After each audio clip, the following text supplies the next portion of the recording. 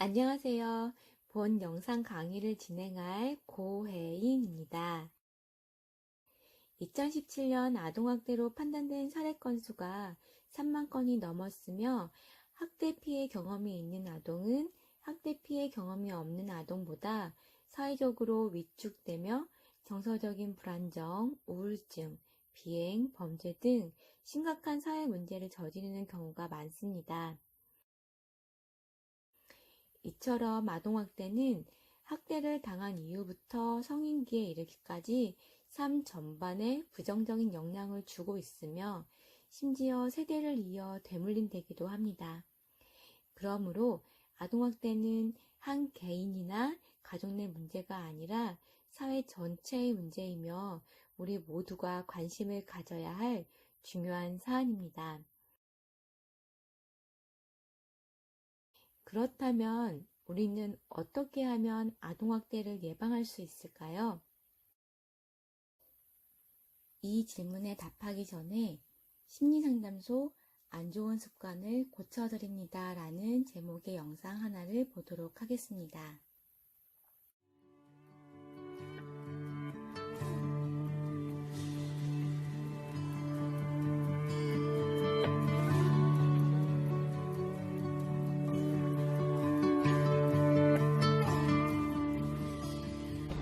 정신과 의사세요? 이렇게 뭐 평소에 이렇게 뭐 이렇게 고치고 싶은데 좀 안 고쳐지는 좀 안 좋은 습관 같은 게 좀 있을까요? 제가 스마트폰을 자기 전에 이렇게 봐요. 일단 주말에 제가 잘 씻지도 않고 잘 움직이지도 않고 제가 아침잠이 진짜 많아요. 알람을 몇 개씩을 해놔도 잘 못 일어나서 저는 좀 청소를 좀 잘 안 하는 편이거든요. 정리해놔도 뭐 금방 다시 어지러지고 막 이러니까. 그러면은 좀 이렇게 손바닥을 잠깐 좀 펴보시겠어요? 손바닥이 예. 이게 그 지금 안 좋은 습관 같은 거 있으시잖아요. 그럴 때는 그냥 체벌로 고칠 수 있거든요. 그럼 몇 대 맞으시겠어요?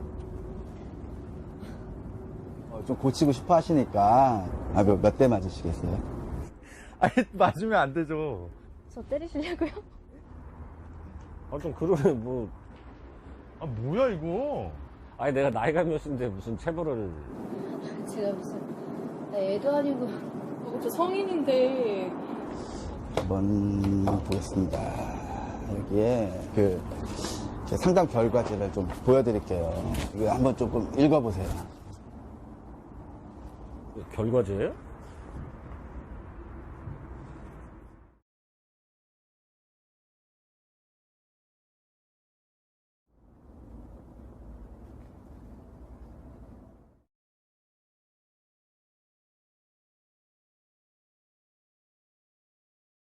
아,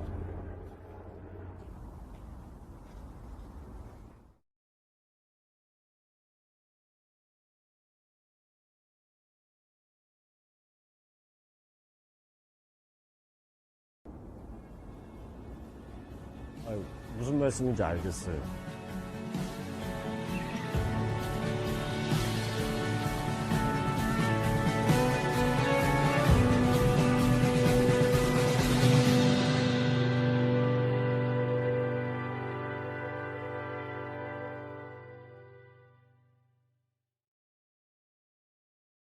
영상에서도 강조가 되고 있듯이 이제는 체벌을 훈육이라고 생각하는 인식을 바꿔야 할 때입니다.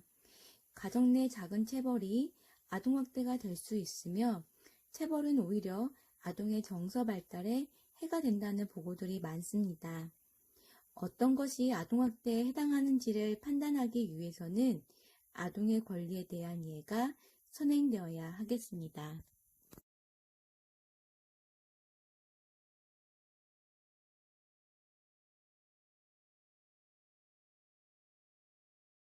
아동복지법에 따르면 아동은 만 18세 미만을 말합니다.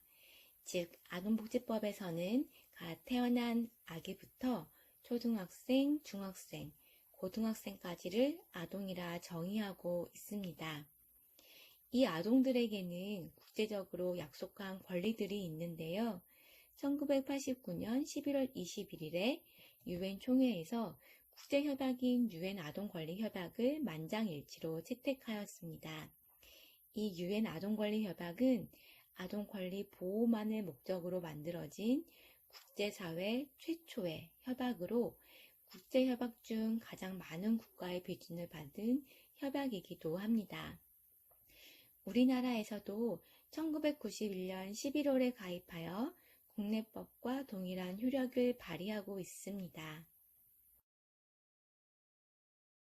이에 우리나라를 비롯한 전 세계가 약속한 아동의 권리는 다음과 같습니다. 유엔 아동권리협약에는 아동의 4가지 기본 권리가 담겨 있습니다. 첫 번째, 생존권은 아이들이 건강하고 안전하게 자랄 수 있도록 해주는 것입니다. 아동의 의식주, 의료와 건강이 생존권에 해당이 됩니다. 보호자는 아이들의 균형 있는 식사를 하고 있는지, 안전한 주거 공간에서 생활하는지 관심을 가지고 지켜봐야 합니다. 두 번째, 보호권은 모든 폭력, 차별이나 재난으로부터 보호받을 권리를 말합니다. 유해한 모든 것으로부터 보호받을 권리로 모든 형태의 폭력, 학대, 방임, 차별로부터 보호를 받는 것입니다. 아이들은 보호권이 지켜지지 않으면 불안, 우울, 비행, 자살 등과 같은 심각하고 안타까운 상황에 놓이기도 합니다. 아이들이 가정에서 학대와 방임뿐만이 아니라 또래 집단에서 따돌림이나 폭력 문제에도 주의를 기울여야 합니다. 세 번째, 발달권은 아동이 잠재 능력을 최대한 발휘하는 데 필요한 권리로 성장, 발달과 관련된 부분입니다. 교육을 받고 여가 문화를 즐기고 모든 아이들이 동등한 교육 기회를 가질 수 있도록 도와줘야 합니다. 마지막으로 참여권은 아동이 자신의 생각을 말할 수 있고 이를 표현할 수 있는 권리로 표현의 자유, 사생활 보호, 유익한 정보를 제공받을 수 있는 등의 권리를 말합니다. 우리 어른들에게는 아동의 4대 권리, 앞 글자만 따서 생보, 발참이 잘 이루어지도록 보호하고 지켜주고 지원해야 할 책임과 의무가 있습니다. 어떻게 보면 아동학대란 아동의 권리를 충분히 보호해주지 못하는 것일 수도 있습니다. 자, 그럼 이제 아동학대에 대해서 알아보겠습니다.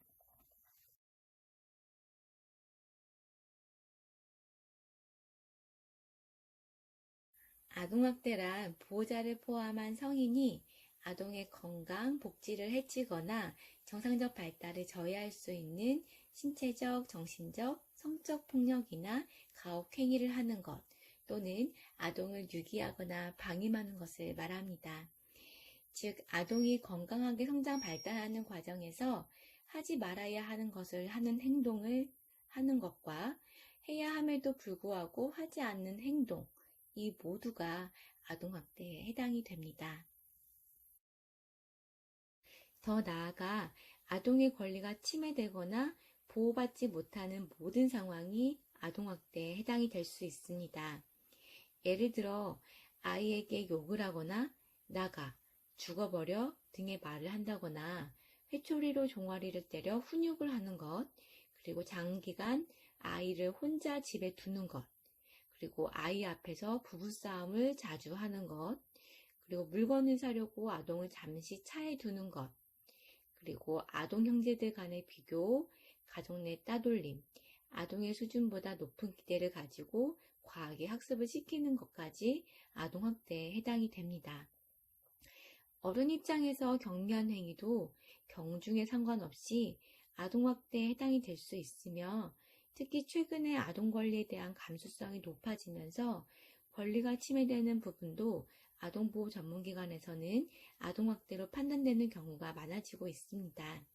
즉, 아동학대 판단 기준에 있어서도 아동 권리에 대한 감수성이 높아지면서 어른들의 주관적인 생각과 느낌보다는 아동들의 주관적인 생각과 느낌이 더 중요하게 작용하고 있는 추세입니다. 아동학대 현황을 보면 아동학대 건수가 매해마다 증가하고 있음을 알 수 있습니다. 특히 2014년 아동학대 특례법이 제정된 이유를 기점으로 매년 대폭 증가하고 있는데요. 이는 아동학대가 증가하고 있다고 해석하기보다는 아동학대에 대한 국민들의 인식이 바뀌면서 많은 분들이 아동학대를 발견하고 신고하기 때문이라고 볼 수 있습니다. 그럼에도 불구하고 아동학대 발견율은 선진국에 비해 매우 낮은 수준에 머물러 있습니다. 혹 아동학대 발견율이 낮은 것은 그만큼 아동학대가 일어나고 있지 않음을 뜻하는 거 아니냐고 질문을 하시는 분들도 있을 텐데요. 실제로 아동학대가 일어나고 있지만 우리가 발견하지 못하는 부분이 더 많다고 할 수 있겠습니다. 아동학대 발견율이 낮은 이유는 아동학대가 80% 이상이 가정에서 일어나고 있으며 76.8%가 부모이기 때문에 사실 주변 어른들이 관심을 가지고 세심하게 관찰을 하지 않으면 발견하기 어려울 수밖에 없는 것입니다. 그래서 아동학대 발견을 빙산의 일각으로 표현하기도 하는데요. 즉, 우리에게는 보이지 않는, 현재 드러나지 않는 잠재적인 아동학대 건수는 굉장히 많을 것으로 예측되고 있습니다. 자, 그럼 우리가 아동학대를 발견하고 신고를 통해 아동과 그 가정을 돕기 위해서는 어떤 상황과 어떤 징후들이 아동학대가 의심되는 상황인지 알아보도록 하겠습니다.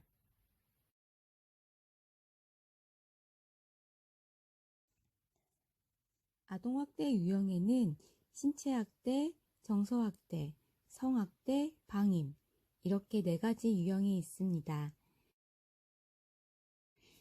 첫 번째, 신체학대는 말 그대로 아동의 신체에 직접적인 해를 끼치는 행위입니다. 다음 사례를 살펴보도록 하겠습니다. 위 사례를 보면 아동의 친부가 아동이 자신의 지시를 따르지 않았다고 아동의 몸을 수에 짓밟았고 주먹으로 턱을 3회 때렸으므로 신체학대에 해당이 됩니다.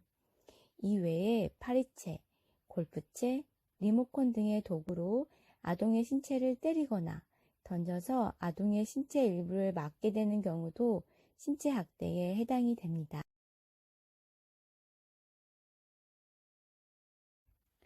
신체학대를 받는 아동들에게는 다양한 징후들이 나타납니다. 아동이 어른들과 접촉을 회피하거나 공격적이거나 위축된 극단적인 행동을 보이거나 부모에 대한 두려움을 호소하고 집에 가는 것을 두려워한다면 신체학대를 의심할 수 있습니다. 두 번째, 정서학대는 보호자를 포함한 성인이 아동에게 행하는 언어적 모욕, 정서적 위협, 감금이나 억제 등의 행위를 포함합니다. 아동의 인격, 존재, 감정, 기분을 심하게 무시하거나 모욕하는 행위, 아동이 부부싸움 등의 가정폭력을 목격하도록 하는 행위까지 포함이 됩니다. 위 사례를 보면 초등학교 시기는 심리사회적 발달 단계 중 근면성이 발달하는 시기이며 또래와의 관계가 매우 중요해지는 시기입니다. 또한 아동의 무기력한 모습을 봤을 때 학업 성취도가 낮은 원인을 살펴볼 필요가 있을 것으로 보여집니다. 사실 학업 성취도가 낮은 이유에는 아동의 개인 차원의 원인과 친모의 개인 심리 차원 또는 부모 양육 태도가 있을 수 있습니다. 아동이 현재 학습에 흥미를 갖지 못하는 근본적인 원인을 살펴보고 아동에게 적합한 교육을 지원하거나 또래 관계를 원만히 할 수 있는 적극적인 기회를 제공하는 것이 아동의 발달권을 보호하는 것입니다. 친모가 아동에게 아동의 능력 이상의 기대를 함으로써 현재 아동은 학업에 대한 스트레스를 받고 있으며 또래 관계 내에서 부적응하고 있고 이는 아동의 정신적 건강의 발달에 해를 끼치는 것이므로 정서학대에 해당한다고 볼 수 있겠습니다. 정서학대는 단독으로 이루어지기보다 신체학대, 방임 등 타학대와 중복되는 경우가 많습니다.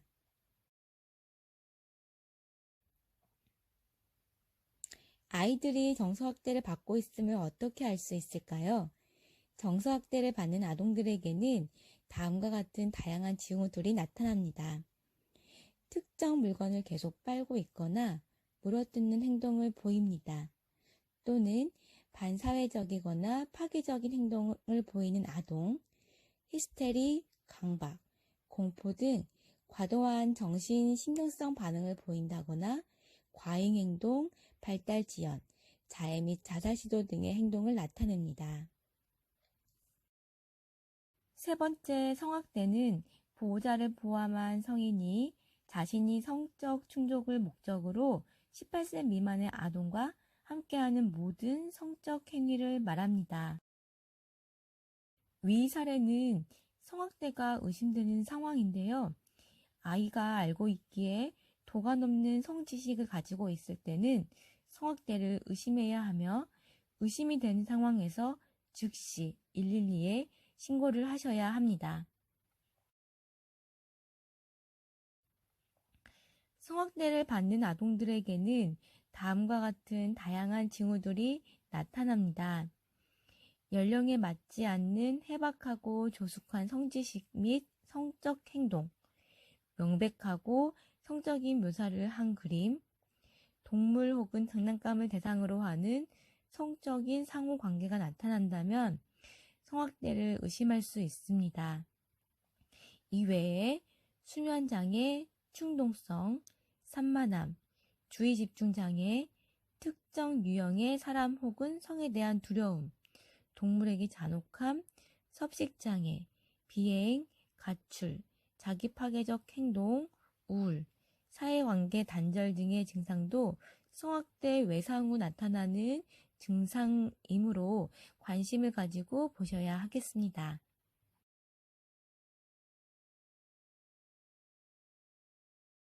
마지막으로 방임 및 유기는 보호자가 아동에게 반복적으로 아동 양육 및 보호를 소홀히 함으로써 아동의 정상적인 발달을 저해할 수 있는 모든 행위로 정의할 수 있습니다. 방임은 아동에게 기본적인 의식주에 제공하지 않고 방치하는 물리적 방임과 아동을 학교에 보내지 않거나 무단결석을 허용하는 등의 교육적 방임, 아동에게 필요한 의료적 조치를 하지 않는 의료적 방임으로 나누게 됩니다. 그리고 유기는 보호자가 아동을 버리는 행위를 말합니다.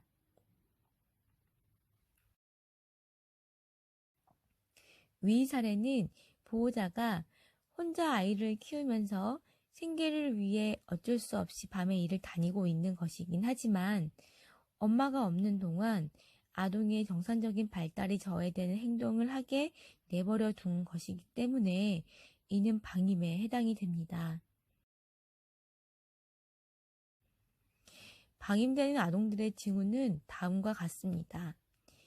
음식을 구걸하거나 훔치는 행동, 비행 또는 도벽, 학교에 일찍 등교하고 집에 늦게 귀가하거나 또는 잦은 결석, 수업 중에 조는 태도 등의 행동적 징후를 나타냅니다. 그리고 비위생적인 신체 상태, 영양 상태가 불량하거나 계절에 맞지 않는 부적절한 옷차림의 모습을 보이기도 하죠. 이상으로 아동학대 유형별 사례와 징후를 살펴봤습니다. 사실 아동학대는 한 가지 유형만 있는 것이 아니라 두 가지 이상의 중복학대인 경우가 많습니다. 여러분들 주변에 아이들에 대한 주의 깊은 관찰 및 주저앉는 신고만이 아동학대를 예방하는 방법입니다. 지금 제시된 체크리스트는 중앙아동보호전문기관에서 제공되는 아동학대 체크리스트로 학대로 의심되는 아동을 조기 발견하기 위해 활용되고 있는 것입니다. 체크리스트 항목 중 한 개 문항 이상 예라고 체크된 경우에는 아동학대를 의심해 볼 수 있는 상황이며 아동학대가 의심이 되면 아동학대 신고 전화 112로 반드시 신고하시길 바랍니다. 또한 이 외에 아동학대로 의심될 수 있는지 여부에 대해서는 지역 아동보호 전문기관과 상담을 하시면 되겠습니다.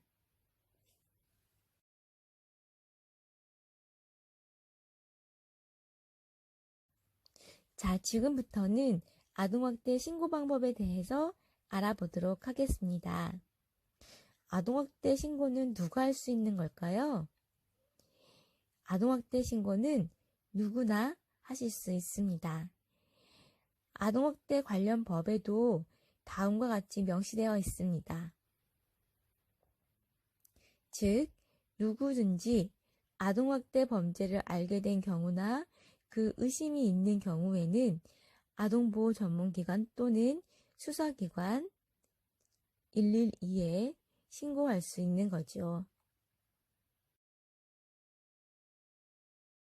또한 다음 각호 24개 직군의 어느 하나에 해당하는 사람이 직무를 수행하면서 아동학대 범죄를 알게 된 경우나 그 의심이 있는 경우에는 아동보호 전문기관 또는 수사기관에 즉시 신고하여야 합니다. 아동학대 신고 의무가 있는 직군들은 정당한 사유 없이 신고 의무를 불이행할 경우 500만 원 이하의 과태료가 부과됩니다. 또한 아동학대를 목격했음에도 신고를 꺼려하는 이유 중 하나가 보복당할까봐 무섭기 때문이라는 조사 결과 응답도 있었습니다.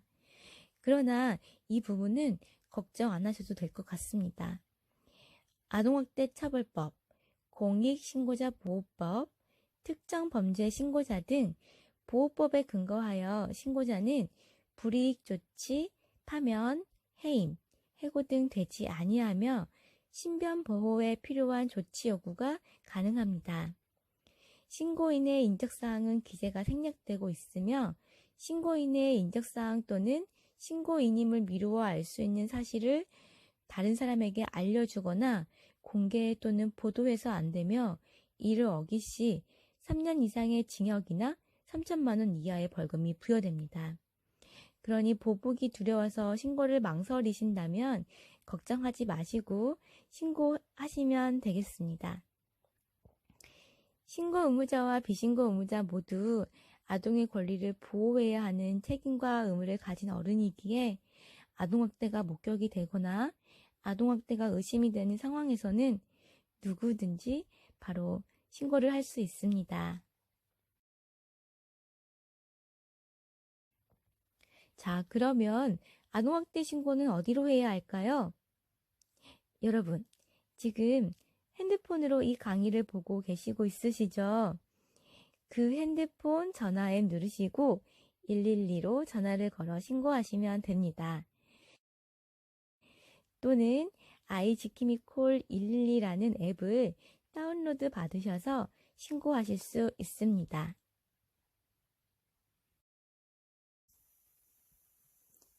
자, 이번에는 실제 신고 사례를 살펴보도록 하겠습니다. 제가 3가지 시나리오를 준비해 봤는데 한번 같이 보도록 할게요. 첫 번째 상황은 청소년 상담사가 만 14세 중3 아동과 상담을 하던 중에 아동이 아빠에 대한 원망감과 두려움을 표현했고 최근에 아빠로부터 많이 맞았다는 이야기를 듣게 됩니다. 누구나 그렇듯이 이런 이야기를 듣고 나서 사실 아동학대로 의심이 되는 상황이고 정확한 증거도 있는 상황이기 때문에 굉장히 많이 고민을 하게 되고 결심을 합니다. 이제 아동학대 신고를 결심을 하게 된 거죠. 그래서 이제 핸드폰을 꺼내서 112를 누릅니다. 삑삑삑. 네, 112입니다. 제가 상담을 하던 중에 아빠로부터 학대가 의심이 돼서요. 학대가 의심되는 내용을 말씀해 주세요. 아이가 아빠로부터 몸을 짓밟히며 수차례 맞았고요. 왼쪽 턱도 맞아서 지금 퍼렇게 멍이 들어 있어요. 제가 그 멍이 든 모습을 사진도 찍어 놨고요. 네, 아동 이름과 나이, 주소를 알 수 있을까요? 네, 아동 이름은 김재훈, 14세 중3이에요. 주소는 대양빌라 나동 302호입니다. 이제 두 번째 사례는요, 어떤 상황이냐면, 최근 이사 온 이웃 주민이에요. 그래서 옆집에 매일 밤 부부가 싸우는 소리가 들리는 거죠. 그래서 처음에는 몰랐는데 그 집에 아이들이 함께 살고 있다는 것을 알게 되었고, 부부싸움이 있을 때마다 또 그 두 아이의 울음소리도 들리는 것입니다. 그래서 이제 결심을 했죠. 아동학대 신고를 해야겠다고. 그래서 이제 112를 누릅니다. 삑삑삑. 네, 112입니다. 아동학대가 의심이 돼서요. 네, 아동학대가 의심되는 내용을 말씀해 주세요. 제가 사는 옆집인데요. 거의 매일 밤 부부가 싸움을 하고 아이들이 덩달아 울어서요. 아동의 이름과 나이, 주소를 알 수 있을까요? 아이들 이름을 잘 모르겠고 둘 다 어린이집을 다니고 있는 것 같아요. 한 5살은 넘은 것 같고 학교는 안 다니니까요. 주소는 대림아파트 102동 201호입니다. 이렇게 신고를 하시면 됩니다. 세 번째 가상 시나리오 사례는 아이지킴이콜 앱을 통해서 문자로 신고하는 예입니다. 지킴이콜 112 앱을 들어가시면 신고 탭이 보이거든요. 그래서 그 신고 탭을 누르시고 학대 의심사항 미리 써보기에 학대와 관련된 정보를 써주시면 되겠습니다. 그래서 저는 이제 한번 예로 제가 써봤는데요. 이름 현진아, 성별 여자, 연령 8세, 주소 용호초등학교 1학년 3반 이렇게 써주시면 되고, 사실 이 주소를 쓰는 부분은 굉장히 중요하다고 할 수 있겠습니다. 이제 조사를 하기 위해서는 아이 대면 장소가 필요한데요. 주소를 명시해 주셔야 아동을 만날 수가 있고 그 보호자, 학대 의심자를 만날 수가 있거든요. 그래서 그 부분만큼은 누락하지 않고 이렇게 아셔서 정보를 써주시는 게 굉장히 중요합니다. 그리고 학대 의심자 정보도 써주시면 되고요. 그리고 세 번째는 학대 의심 내용을 쓰는 또 란이 있습니다. 그 란에다가 내가 이러이러해서 학대가 의심이 된다를 써주시면 됩니다. 네 번째 기타 사항에서는 이제 신고자 보호받고 싶다라는 부분이 있을 수 있겠죠. 그래서 그런 부분을 써주시고 이제 문자로 신고하기를 누르시면 신고가 됩니다.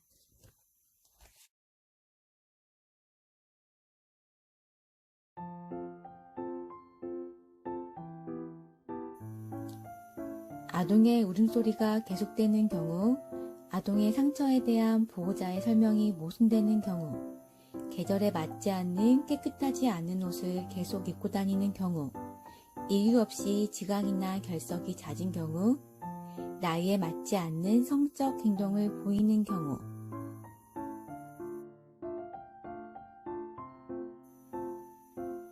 아동과 학대 행위자의 정보를 정확하게 파악하지 못해도 신고 가능합니다.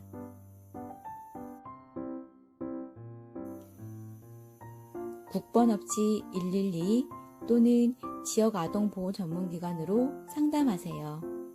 신고자의 신분은 아동학대 범죄의 처벌 등에 관한 특례법 제10조 제62조에 의해 보장됩니다.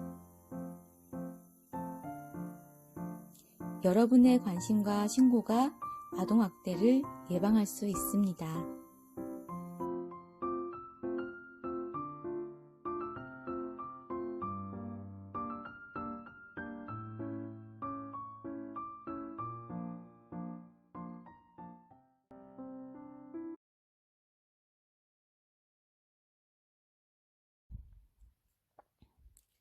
사람들이 사실 신고를 망설이게 되는 이유 중 하나가 내가 신고를 했을 때 과연 아이와 가정에게 진짜 도움이 될까 하는 부담감과 책임감이 작용하기 때문이기도 한데요. 우리가 신고를 하는 진짜 이유는 아이들이 행복하게 성장할 수 있도록 돕기 위해서입니다. 아이들이 행복하게 자라기 위해서는 가장 선행돼야 할 조건이 건강한 가정입니다. 그러나 앞서 살펴보기도 했듯이 학대 행위자의 76.8%가 부모라 한다면 이 가정의 아이들은 어디서 보호받아야 할까요? 아동보호 전문기관의 사례 관리를 하는 데 있어서 가장 크게 작용하는 원칙은 아동이 최우선의 원칙과 원가정 보호 원칙입니다.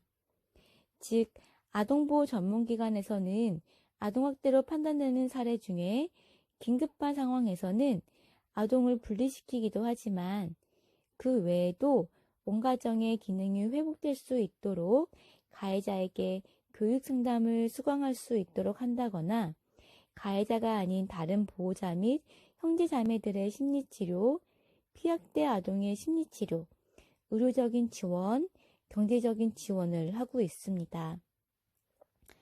아동보호 전문기관 개입 과정에 대한 전반적인 부분과 개입 이후에 변화된 가정, 가정 내 아이, 부모의 소감을 보신다면 내가 신고하는 것이 얼마나 보람된 일인지 느끼실 수 있으실 것입니다. 아동보호 전문기관은 아동복지법 제45조에 의거하여 학대받은 아동의 발견, 보호, 치료에 대한 신속한 처리 및 아동학대 예방을 위하여 설치된 기관입니다. 중앙아동보호 전문기관은 1개, 지역아동보호 전문기관은 63개를 포함하여 전국에 64개의 아동보호 전문기관이 설치되어 있습니다.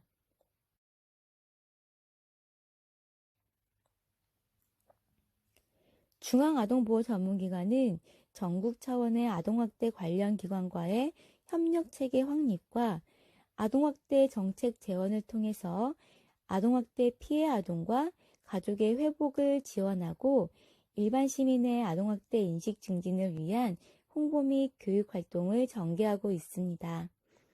좀 더 자세히 살펴보면 지역 아동보호 전문기관에 대한 지원, 아동학대 예방사업과 관련된 연구 및 자료 발관, 효율적인 아동학대 예방사업을 위한 연계체제 구축, 아동학대 예방사업을 위한 프로그램 개발 및 평가, 상담원 직무교육, 아동학대 예방 관련 교육 및 홍보, 아동보호 전문기관 전산 시스템 운영 등의 역할을 수행하고 있습니다.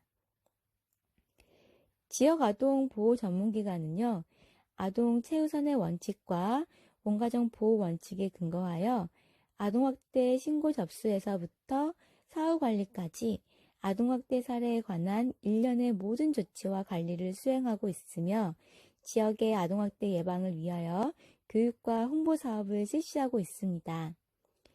예를 들면 아동학대 신고 접수, 현장조사, 아동학대 사례 판정, 학대 피해 아동 및 학대 행위자를 위한 상담 및 교육, 치료 서비스 제공, 아동학대 예방교육 및 홍보, 학대 가정의 사후관리, 아동학대 사례판정위원회 설치, 운영 및 자체 사례회의 운영 등 이렇게 다양한 역할을 수행하고 있습니다. 전국 아동보호 전문기관은 24시간 신고 전화를 운영하고 있으며 아동학대로 의심될 경우 아동학대 의심 사례로 접수하고 현장 조사를 실시합니다. 응급아동학대 의심 사례의 경우에는 12시간 이내, 아동학대 의심 사례의 경우에는 72시간 이내에 현장 조사를 실시하도록 되어 있습니다. 특히 36개월 이하 아동에 대한 사건 접수 시에는 아동이 나이가 어려 사망에 이르기 쉽기 때문에 응급아동학대 의심 사례로 간주하여 12시간 이내에 현장 조사를 실시하도록 규정되어 있습니다. 아동학대가 의심될 경우 아동보호 전문기관에서는 현장에 출동하여 충분한 기초 자료 및 포괄적인 정보 조사, 학대 여부 및 학대 위험 정도를 파악하는 현장 조사를 실시하게 되는데요. 학대 사건과 관련된 피해 아동, 학대 행위자로 추정되는 자, 기타 주변인에 대한 면접 조사를 실시합니다. 만약 그 학대 정도가 심각하여 아동학대 현장에서 아동을 긴급하게 보호해야 할 경우에는 긴급 격리 보호 여부를 결정하고 격리 보호를 실시하기도 하며 아동학대로 판정된 사례에 대한 개입 계획을 수립하게 됩니다. 조치 결정은 사례 판정 결과를 근거로 학대 피해 아동 및 학대 행위자에게 가장 적절한 조치를 취하는 것으로 이를 통해서 피해 아동의 안전 및 회복과 재학대 방지를 도모합니다. 조치 결정 과정에서는 현장 조사 당시 파악한 학대 정보, 피해 아동과 학대 행위자의 동거 여부, 학대의 심각성 정도에 따라 조치 유형이 결정이 됩니다. 피해 아동의 경우 가정 내 보호 혹은 격리 보호, 타기관 의뢰 등으로 조치가 결정이 되고요. 학대 피해 아동 격리 보호를 위해 아동보호 전문기관에서는 학대 피해 아동 전담 보호시설을 운영하고 있습니다. 학대 행위자의 경우에는 상담 및 교육, 고소고발, 타기관 의뢰 등의 조치가 실시됩니다. 조치 결정에 따라 아동보호 전문기관에서는 학대 피해 아동 후유증 감소와 학대 행위자 재발 방지, 가족 기능 강화 등을 위한 서비스를 제공함으로써 사례를 관리합니다. 피해 아동에 대해서는 심리검사, 심리치료, 의료 서비스, 학습 지원, 일시보호 서비스 제공, 고소고발 지원 등 이렇게 다양한 서비스가 제공이 됩니다. 또한 피해 아동 가정을 위해서는 사회복지 관련 기관 연결 및 공적 부조 연결, 가사 지원, 경제 지원, 가족 상담 등의 서비스가 제공이 됩니다. 아울러 학대 행위자의 학대 재발 방지를 위해서 행위자 치료교육 상담, 통원 및 입원 치료 지원, 상담 등의 서비스가 제공됩니다.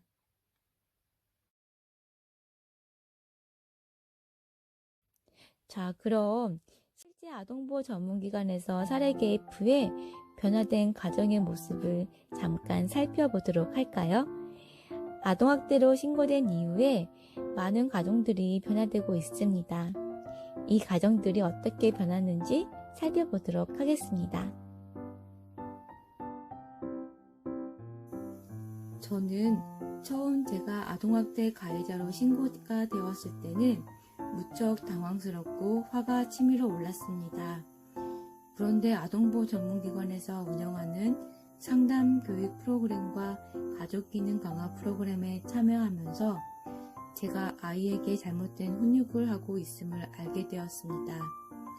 또 아이 역시 어둡고 자기 표현을 잘 못하던 아이였는데 요즘에 많이 밝아지고 저하고 장난도 치는 모습을 보면서 오히려 신고해준 분께 감사하다는 마음이 들었습니다. 안녕하세요. 저는 초등학교 4학년 강현지입니다. 제가 어렸을 때부터 저희 부모님은 거의 매일 싸우셨고 특히 저희 아빠는 술을 많이 마시고 매일 엄마를 심하게 욕하고 때렸습니다. 어느 날 아동보호 전문기관 상담원 선생님과 경찰이 아동학대로 신고되었다며 저희 집을 찾아왔고 저희 부모님을 만나고 갔습니다. 그 이후 저희 가족은 모두 심리상담을 받았으며 제 학원비와 여러 물품들도 지원받았습니다. 시간이 지나면서 저의 엄마의 말투가 부드러워졌고 아빠도 이제 술을 거의 하지 않으십니다. 지난 주말에는 가족과 함께 하는 캠핑 프로그램에도 참여해서 너무 재미있었습니다. 어느 누군가의 신고로 저희 가족이 이렇게 변할 수 있었습니다. 그분께 감사하다고 꼭 전하고 싶습니다. 2019년 4월 15일 강현지 올림. 네. 아동학대 신고 이후 변화된 가정의 이야기를 들어보았습니다. 아동학대 신고를 통해 피학대 아동들은 학대 후유증을 치료받을 수 있게 되며 그 가정은 가정의 기능이 회복될 수 있도록 도움받을 수 있습니다. 궁극적으로 아동들이 행복한 삶을 누릴 수 있도록 아동을 둘러싼 가정도 함께 변화할 수 있도록 사회적으로 적극 지원하고 있습니다. 마지막으로 아동학대 관련 OX 퀴즈를 풀면서 이번 시간 내용을 정리하도록 하겠습니다.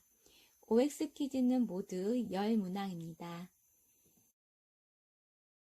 1번 문제 보겠습니다. 1번. 아동학대가 의심이 된다면 아동학대 증거를 충분히 확보한 후 신고한다. O일까요? X일까요? 정답은 X죠. 아동학대가 의심이 된다면 바로 112로 신고해 주시거나 아동보호 전문기관을 통해 상담을 받으시면 됩니다. 아동학대 증거는 아동학대 전문기관 상담원과 경찰관이 함께 조사하고 확인하기 때문입니다. 2번. 아동학대 신고는 112로 하면 된다. O일까요? X일까요? 네, 정답은 O입니다. 아동학대 신고는 112로 하시면 되고 아이지키미콜 112 앱을 통해 문자 신고도 가능하십니다.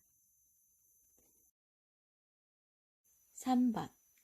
아동학대 신고를 할 때 가장 중요한 정보는 아동을 만날 수 있는 장소, 주소 정보이다.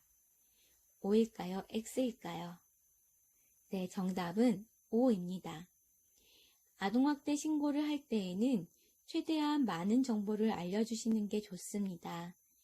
그러나 가장 중요한 정보는 아동을 만날 수 있는 장소 정보입니다.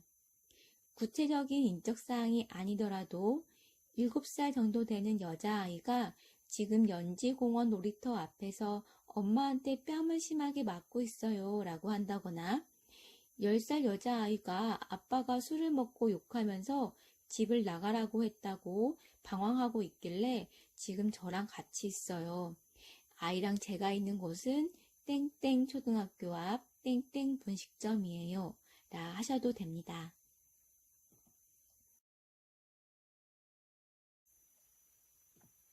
4번. 부모가 아동을 체벌하는 이유는 아동의 잘못된 행동을 바로잡기 위한 효과적인 방법이기 때문이다. O일까요? X일까요? 네, 정답은 X입니다. 체벌은 아동의 잘못된 행동을 바로잡기 위해 전혀 효과가 없으며 부작용이 훨씬 많다고 보고되고 있습니다. 체벌을 허용하는 부모일수록 자신의 어릴 적 체벌을 받은 경험이 있거나 이미 체벌을 사용하고 있을 가능성이 높습니다. 훈육 차원에서 체벌을 하고 있다고 하는 분이 계시다면 자신의 감정을 다시 살펴보시길 바랍니다. 자신의 화를 풀기 위해 폭력을 행사하는 것은 아니신지요.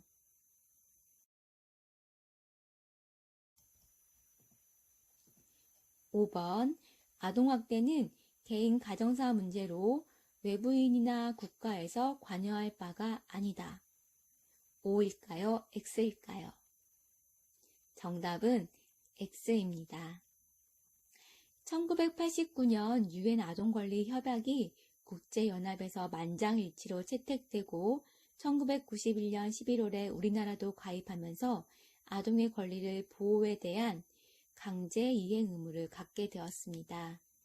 즉, 이 아동권리 협약은 아동학대를 포함한 아동 문제에 대해 국가가 적극적으로 지원하는 계기가 된 것입니다. 특히 2000년 아동복지법 개정과 2014년 아동학대 범죄의 처벌 등에 관한 특례법 개정, 현 정부의 아동보호 정책 방향 등에 나아가는 흐름을 보았을 때 이제는 부모가 자녀 양육을 포함한 자신의 역할을 적절히 하지 못하는 경우 혹은 가정이 자녀를 양육하는 데 있어 기능적이지 못할 경우에는 부모나 가족을 대신하여 국가의 개입이 정당화되고 있습니다.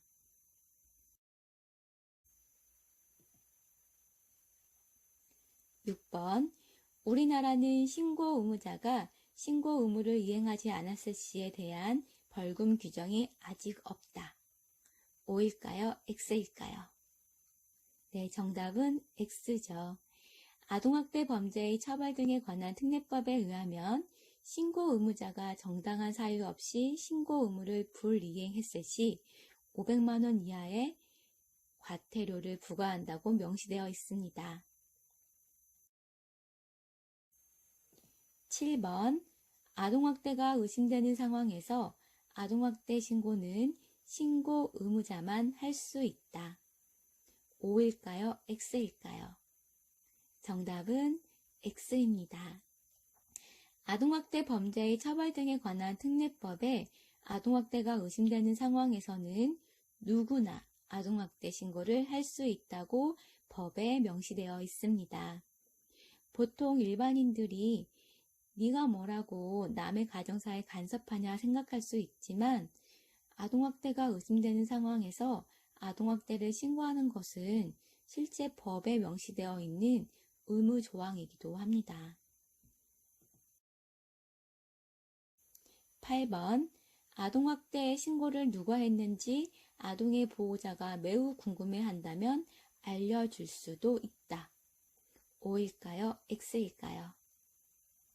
정답은 X입니다. 아동학대 신고인의 인적사항은 기재가 생략되며 신고인의 인적사항 또는 신고인임을 미루어 알 수 있는 사실을 다른 사람에게 알려주거나 공개 또는 보도해서는 안 됩니다. 이를 어길 시 3년 이하의 징역이나 3천만 원 이하의 벌금이 부여됩니다. 9번. 아동학대로 신고가 되면 모든 아동을 바로 분리시키고 가해자는 처벌을 받음과 동시에 범죄자가 된다. O일까요? X일까요? 정답은 X입니다. 아동을 긴급하게 보호해야 할 경우에는 긴급격리 보호 조치를 하기도 하지만 모든 사안에 적용되지는 않습니다. 현장 조사 및 사례 판단을 근거로 조치 결정이 되며 보통은 피해 아동의 경우 가정 내 보호, 격리 보호, 타기관 의뢰 등 조치가 결정이 됩니다. 또한 학대 행위자 경우도 상담 교육 명령이 떨어지거나 고소고발이 이루어지기도 합니다. 즉, 아동학대 행위자가 모두 범죄자가 되는 것은 아닙니다. 마지막 문제네요. 10번.